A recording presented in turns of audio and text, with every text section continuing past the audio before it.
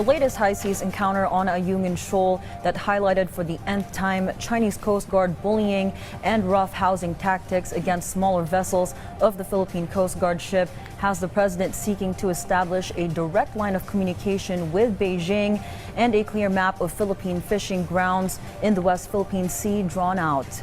This as the president and counterpart Joe Biden will have the latter clearly committing beyond doubt America's ironclad commitment to come to the Philippines' aid in the event of armed conflict as provided for in the 1951 Mutual Defense Treaty. The full report from our Mark Fitalco. Following the latest incident in Ayungin Shoal, where a Chinese Coast Guard blocked a Philippine patrol vessel, causing a near collision, President Ferdinand R. Marcos Jr. called for the final adoption of a Philippines-China direct communication line. The president said this during an interview on board flight PR001 en route to Washington, D.C. for his 5-day official visit. I asked him, that this is the kind of thing that we're hoping to avoid. That this time it was a little more dangerous because malapit na sila, talagang kamuntik na napanggaan. And that will cause a great many, that can cause casualties on both sides. That's exactly what we want to avoid. Kaya pinili ko sa kanila yung aking sinasabi na mayroong high level na communication.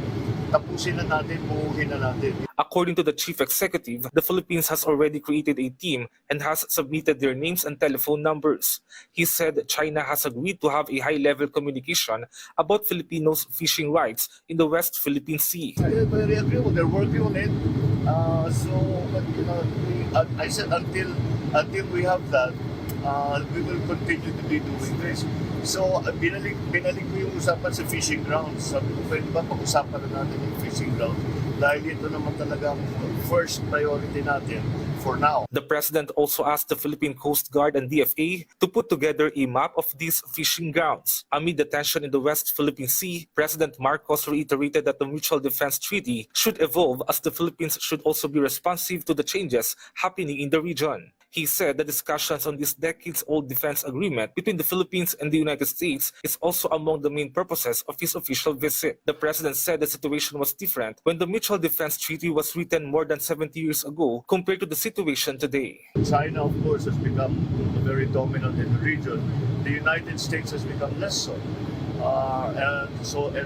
But then the other players, i.e., like ASEAN member states, all the Asian states have also changed their position in the world, and so that's why I call it a continuing evolution, because we have to be able to respond to the situation as it happens. The president also assured that the Philippines will not be used as a staging post for any military action amid tensions in the region. Simple lang ang rule natin sa Pilipinas. We work for peace. We work for peace. We will not encourage any provocative action by any country that will involve the Philippines. Any provocative action will involve the Philippines by any other country.